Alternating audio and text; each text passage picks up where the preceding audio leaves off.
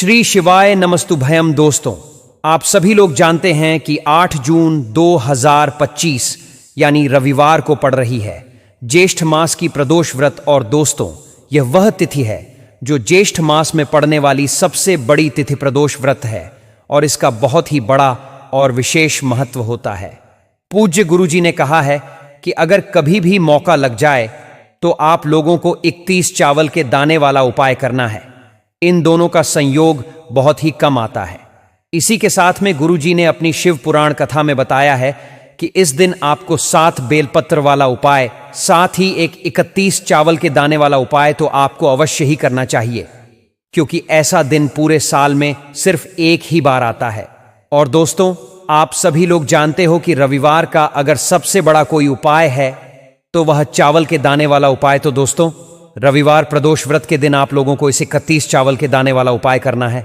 बहुत सारे लोग होंगे जिन लोगों ने इस उपाय को ना किया हो, मतलब पूरा साल निकल गया, उन्होंने किसी भी दिन इस 31 चावल के दाने वाला उपाय को ना किया हो। पर दोस्तों, आपके पास एक पहला मौका बचा हुआ है, जो कि 8 जून 2025 रविवार प्रदोष व्रत के दिन है। इस दिन आप लोगों को इस वाले उपाय को जरूर कर लेना है। भले ही आपने पूरे महीने भर इस उपाय को ना किया हो, पर अगर आपने इस ज्येष्ठ महीने के रविवार प्रदोष व्रत के दिन अगर इस वाले उपाय को कर लिया तो आपको इस उपाय को करने का वह फल मिलेगा जिसकी आपने कभी कल्पना भी नहीं करी होगी। इसीलिए आप लोग इस वाले उपाय को एक बार जरूर कर लेना है, ताकि आप लोगों के हाथ से यह मौका ना जा सके और आपको इस उपाय को करने का फल मिल सके। दोस्तों, यह उपाय पंडित जी ने अपनी अभी की ही श्री शिव महापुराण की कथा में बताया है। जी, इस उपाय को आज हम आपको बहुत अच्छे से समझाने वाले हैं। इस वीडियो को देखने के बाद इस उपाय को समझने के लिए आपको कोई और वीडियो को देखने की जरूरत नहीं पड़ेगी। तो चलिए दोस्तों, उपाय को शुरू करते हैं। देखिए, इस ज्येष्ठ महीने के रविवार प्रदोष व्रत के दिन यह इतना खास होता है, इतना महत्वपूर्ण होता है। देखा गया है कभी कभी बड़े बड़े पूजा पाठ अनुष्ठान से जो मनोकामना पूर्ण नहीं होते, वह ज्येष्ठ महीने की रविवार प्रदोष व्रत के दिन एक छोटे से उपाय करने से ही आपकी मनोकामना पूर्ण हो जाती है। और बहुत सारे लोगों ने इस उपाय को किया भी है और उनको इस उपाय को करने का फल भी जरूर मिला है। अगर आप लोग भी इस उपाय को करना चाहते हैं तो आप इस उपाय को पहले अच्छे से समझ लेना, सुन लेना, उसके बाद करना। आपको इस उपाय का फल जरूर मिलेगा। और इस उपाय को कर लेने से आपके घर में चाहे किसी भी प्रकार की दुख और समस्या क्यों ना चल रही हो, आपको उसका कारण भी नहीं पता है कि भाई ये समस्या किस कारण से चल रही है। उसका कुछ भी कारण हो सकता है, जैसे पितृदोष हो सकता है या किसी भी तरह का मंगल दोष भी हो सकता है। तो इस दिन आप लोगों को यह वाला उपाय कर लेना है। यह एक ऐसा उपाय है जिस उपाय को अगर किसी विशेष दिन पर किया जाए तो भाई उस विशेष दिन का जो है वह तो हमें मिलता ही मिलता है।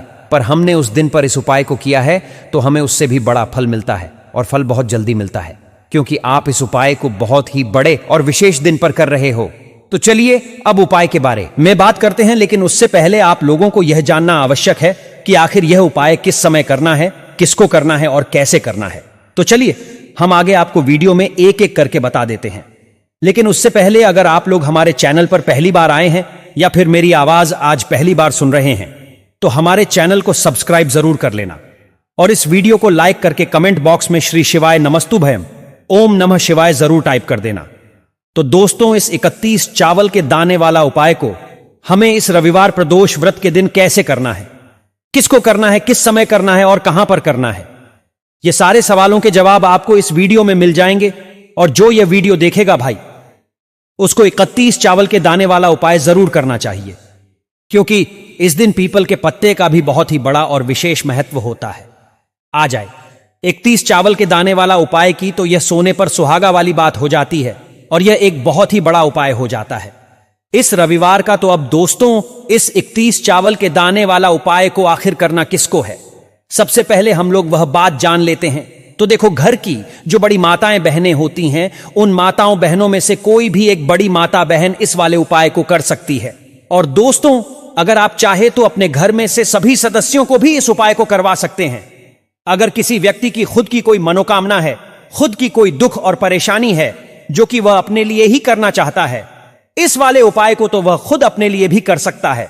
बाकी अगर कोई घर में से ऐसा है जो कि अपने पूरे घर परिवार की सुख और शांति के लिए यह वाला उपाय करना चाहता है, तो भाई वह भी कर सकता है, उसमें भी कोई दिक्कत वाली बात नहीं है। कहने का मतलब यह है कि इस उपाय को हर एक सदस्य भी कर सकता है और पूरे घर परिवार के सदस्य के लिए घर की बड़ी माताओं बहनों में से कोई एक माता बहन भी कर सकती है। माताएं बहनें अगर घर में उपस्थित ना हो या वह यह वाला उपाय ना कर पा रही हो तो फिर घर का कोई बड़ा सदस्य भी इस 31 चावल के दाने वाला उपाय को कर सकता है, चाहे फिर वह पुरुष ही क्यों ना हो। उसमें कोई भी दिक्कत वाली बात नहीं है।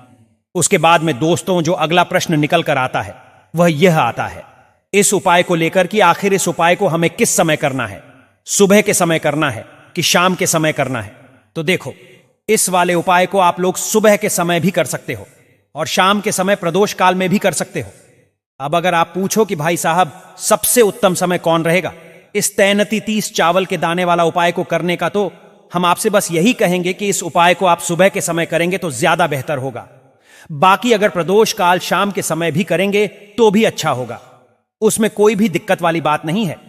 तो अब दोस्तों जो अगली सबसे बड़ी और महत्वपूर्ण बात आती है वह यह आती है कि सुबह अगर हम उपाय को करेंगे तो हमें कितने बजे से लेकर कितने बजे तक के बीच में करना है, और शाम के समय प्रदोष काल में करेंगे तो हमें कितने बजे से लेकर कितने बजे के बीच में करना है।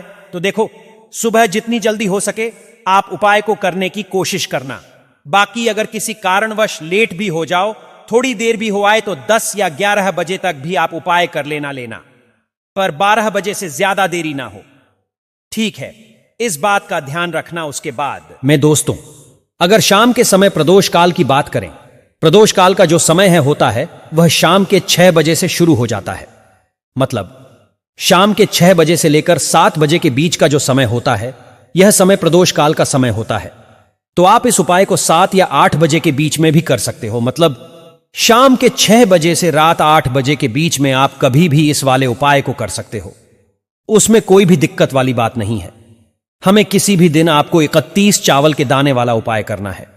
अब दोस्तों, यहां पर इस उपाय को लेकर एक और सबसे बड़ी बात यह निकल कर आती है कि इस 31 चावल के दानों को हमें लेना कहां से होता है, और हमें इस उपाय को करने के साथ में क्या और कुछ भी सामग्री ऐसी होती है जो शिव जी के मंदिर लेकर जानी पड़ती है। तो देखो, यहां पर हम आपको बता दें, सबसे पहले आप लोग यह जान लो कि यह जो 31 चावल के दाने वाला उपाय है, सिर्फ और सिर्फ आप उपाय की सामग्री लेकर कभी भी शिव जी के मंदिर मत जाना, क्योंकि हमें भगवान के सामने यह नहीं दर्शाना है कि अगर हम भगवान शिव जी के मंदिर आए हैं तो अपने फायदे के लिए आए हैं। तो इसलिए जो भी पूजन सामग्री है, उपाय सामग्री है, 31 चावल के दाने, इसके साथ में आपको पूजन सामग्री भी जरूर लेकर जाना है। देखो, अगर सुबह के समय उपाय कर रहे हो तो सीधी सी बात है, 1 लोटा जल तो आप लेकर जाओगे ही जाओगे। वही 1 लोटा जल, अगर मिट्टी का जल हो तो बहुत अच्छा रहेगा। मिट्टी का जल कैसे बनाया जाता है, इसके लिए हमने पहले से बहुत सारी वीडियोस बना दी है। आपके पास इस दिन एक आखिरी मौका रहेगा मिट्टी का जल शिव जी पर चढ़ाने का और उपाय को करने का। बहुत बड़ा आपको इस दिन फल मिलेगा। तो इसीलिए इस दिन हो सके तो भाई मिट्टी का जल चढ़ाना, तो अपने साथ में कम से कम 1 लोटा जल तो आपको लेकर जाना ही जाना है। अगर मिट्टी का जल नहीं है तो घर का जल भी आप इस्तेमाल कर सकते हो। इसके अलावा जो भी पूजन सामग्री है, देखो 31 चावल के दाने ये अलग आपके रहेंगे, और जो आपकी पूजन सामग्री रहेगी वह अलग रहेगी। पूजन सामग्री में आप जो भी चीज लेकर जाना चाहे वह लेकर जा सकते हैं। एक बेलपत्र भी लेकर जा सकते हैं, उसमें कोई भी दिक्कत वाली बात नहीं है। वहीं अगर हम बात करें शाम के समय की, तो शाम के समय शिव जी पर जल नहीं चढ़ता है। इसीलिए शाम के समय आप लोग एक दीपक तैयार कर लें, जो कि गोलबत्ती का आटे का शुद्ध देसी गाय का घी का होगा है ना। इस बात का आप लोगों को ध्यान रखना है, और इस दीपक को आपको घर से जलाकर नहीं लेकर जाना है, भगवान शिव जी के मंदिर में जाकर ही जलाना है। इस बात का भी आप लोगों को ध्यान रखना है। अब दोस्तों, यहां पर हमें इस बात को समझना है कि यह 31 चावल के दाने हमें लेना कहां से है। क्या हमें दुकान से लेकर आना है, या हमें अपने घर से लेना है, या कहां से लेकर आना है, और कौन से चावल लेना है, क्योंकि चावल भी बहुत प्रकार के होते हैं। तो देखो, इन सभी सवालों के जवाब आप लोग एक बात में सुन लो कि भाई यह जो उपाय है, इस उपाय में आपको यह नहीं देखना है कि भाई कौन से चावल है, कौन से चावल नहीं है। बस जो भी चावल ले रहे हो वह चावल का दाना सबूत होना चाहिए, मतलब साबुत होना चाहिए, टूटा हुआ नहीं होना चाहिए, कटापिटा नहीं होना चाहिए। यह बात आपको ध्यान रखना है। बाकी आपका चावल बासमती हो या सादा चावल हो या कोई सा भी चावल हो, उसमें कोई भी दिक्कत वाली बात नहीं है। तो सीधी सी बात है कि आपके घर के रसोई घर में जहां पर आप भोजन बनाते हो, वहां पर जो भी चावल आपके उपस्थित हो, उन चावलों में से अपनी एक कटोरी भर लेना। या एक मुट्ठी चावल अलग से निकाल कर रख लेना। क्योंकि हम 21 चावल ही यहां पर इस उपाय में लेने वाले हैं, तो हमें यह चावल के दाने गिनकर निकालने पर डीढ़ेंगे। इस बात का आप लोगों को ध्यान रखना है। तो अपने उस चावल की कटोरी में से या चावल में से 31 ऐसे चावल के दाने आप लोग निकाल लो जो कि टूटे हुए ना हो, कटे पिटे ना हो, जिनमें कोई दाग ना लगा हुआ हो, ना अच्छे साबुत। चावल के दाने 30 दाने आप लोग निकाल कर रख लो और इन्हें किसी भी एक कागज की पू में या किसी एक छोटी सी कटोरी में आप लोग रख लो ताकि यह सुरक्षित रहे। आपके एक भी चावल का दाना इधर उधर ना हो और आपका उपाय भी पूरा अच्छे से हो जाए। तो भाई जैसे ही आपका उपाय की जो सामग्री है, ये 30 चावल के दाने यह तैयार हो जाते हैं, उसके बाद मैं आपको जो भी अपनी पूजन सामग्री है सुबह के समय कर रहे हो, तो एक लोटा जल और एक बेलपत्र या पूजन सामग्री जो लेकर जाना चाहो उसकी भी तैयारी कर लेना। और शाम के समय जा रहे हो तो भाई अपना जो दीपक है उसे तैयार कर लेना, ठीक है। और उपाय को करते समय शुद्धता का विशेष रूप से ध्यान रखना, ठीक है। सुबह सुबह स्नान करने के बाद ही उपाय को करने की आप लोग तैयारी करना। उसके बाद अगर शाम के समय की बात करें तो शाम के समय आपको स्नान करने की जरूरत नहीं है, पर शुद्धता का ध्यान रखना है। आपको स्नान तो नहीं करेंगे, आप हाथ मुंह धोकर भी इस वाले उपाय को शाम के समय प्रदोष काल में कर सकते हैं। इसमें कोई दिक्कत वाली बात नहीं है। तो आप अपने उपाय की पूरी सामग्री तैयार करके आपके पास ही में जो आपका शिव मंदिर हो वहां पर पहुंच जाइए। सबसे पहले शिव मंदिर में जाकर आप लोगों को उपाय नहीं करना है, पहले भगवान के दर्शन करना है, भगवान से आशीर्वाद प्राप्त करना है। फिर शिव जी की शिवलिंग के पास में आना है। शिवलिंग के पास में आने के बाद आप जो पूजन सामग्री लेकर आए हुए हैं, जैसे कि सुबह गए हुए होंगे तो एक लोटा जल और जो भी पूजन सामग्री लेकर आए हैं आप उनसे भगवान शिव जी की पूजन कीजिए। सबसे पहले तो एक लोटा जल ही चढ़ेगा। फिर आपको एक बेलपत्र श्री शिवाय नमस्तुभ्यम का जाप करते हुए शिवलिंग पर चढ़ा देना है। उसके बाद में आपकी पूजन सामग्री चढ़ेगी। उसके बाद में अगर दोस्तों शाम के समय अगर आप इस उपाय को कर रहे हो तो अपने साथ में कम से कम एक जो दीपक है गोल बाती का जो आप अपने साथ में लेकर गए हो, उस दीपक को मंदिर में जाकर अपनी माचिस से जलाना है और उस दीपक को शिवलिंग के पास में रखना है, ठीक है। इस दीपक को रखने के बाद ही आप लोगों को अपना यह वाला उपाय शुरू करना है। और दीपक को ज्यादा पास में मत रखना, वैसे भी गर्मी पड़ रही है। भगवान शिव जी को आंच नहीं लगनी चाहिए है ना। तो भाई जैसे ही आपकी पूजा अर्चना हो जाती है आप भगवान शिव जी को प्रसन्न कर लेते हैं। उसके बाद में शिवलिंग के पास ही में आप कहीं पर बैठ जाइए। सामने या आसपास जिस जगह पर आपको बैठना हो वहां पर बैठ जाइए और अपने वह 31 चावल के दाने अपने सामने निकाल कर रख लीजिए। क्योंकि अब यहां पर उपाय को यहां पर करने की आपको तैयारी करना है। और इस तरीके से जब आप उपाय करेंगे, पूजन सामग्री करने के बाद, पूजन अर्चना करने के बाद, तो आपको उपाय का फल बहुत जल्दी और बहुत बढ़ा होकर मिलेगा। तो अपने 31 चावल के दाने अपने सामने निकाल कर रख लेना। और यह जो उपाय है यह आपकी की सीधे हाथ की हथेली से होगा, इसलिए इस बात का भी विशेष रूप से ध्यान रखना है। तो सीधे हाथ की हथेली का प्रयोग करके ही आप लोग अपना इस वाले उपाय को करना। अपने सामने जो भी आपकी कागज की पुड़िया है उसको खोल कर रख लो, या कटोरी है तो भाई उसे अपने सामने रख लो और अपने वह 31 चावल के दाने निकाल लो, ठीक है। उसके बाद में दोस्तों अब आपको क्या करना है कि शिवलिंग आपके सामने होगी, तो आपने वह 31 चावल के दाने एक एक करके जहां पर आपने बेलपत्र चढ़ाया है आपको शिव जी के शिवलिंग के ऊपर चढ़ाना है। कहां पर चढ़ाना है? शिवलिंग के ऊपर चढ़ाना है और कहीं पर भी नहीं चढ़ाना है। आपको अपने हथेली से तो शिवलिंग के ऊपर चढ़ाना है, भले ही फिर वह अपने आप जलाधारी पर गिर जाए या मतलब वहीं पर गिर जाए, उसमें कोई दिक्कत वाली बात नहीं है।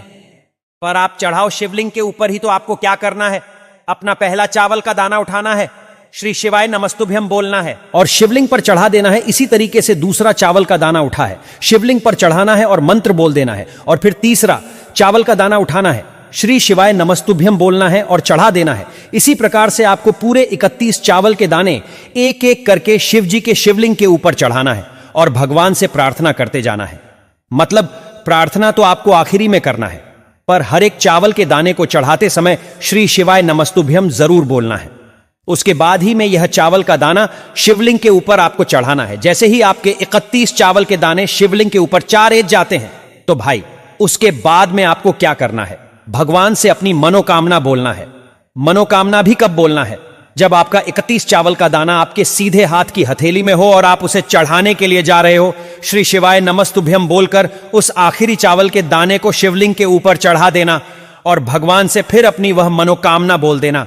जिस मनोकामना के लिए आप लोग अपना यह वाला उपाय कर रहे हो, जिस भी दुख और परेशानी के लिए आप लोग अपना यह वाला उपाय कर रहे हो, उसके बाद में जैसे ही आप अपनी मनोकामना बोल देते हो, आपका यह वाला उपाय पूरा हो जाता है। पर दोस्तों, उपाय को करने के बाद आप लोगों को 2 मिनट भगवान शिव जी के मंत्र का जाप जरूर करना है। और मंत्र का जाप करने के बाद भगवान से एक और बार प्रार्थना करना है अपनी मनोकामना के लिए, या अपनी जो भी दुख और परेशानी है उसके लिए। इसके बाद में आप लोग भगवान को देखकर भगवान से प्रार्थना करके उनसे आशीर्वाद लेकर वहां से उठ सकते हैं और अपने घर पर जा सकते हैं।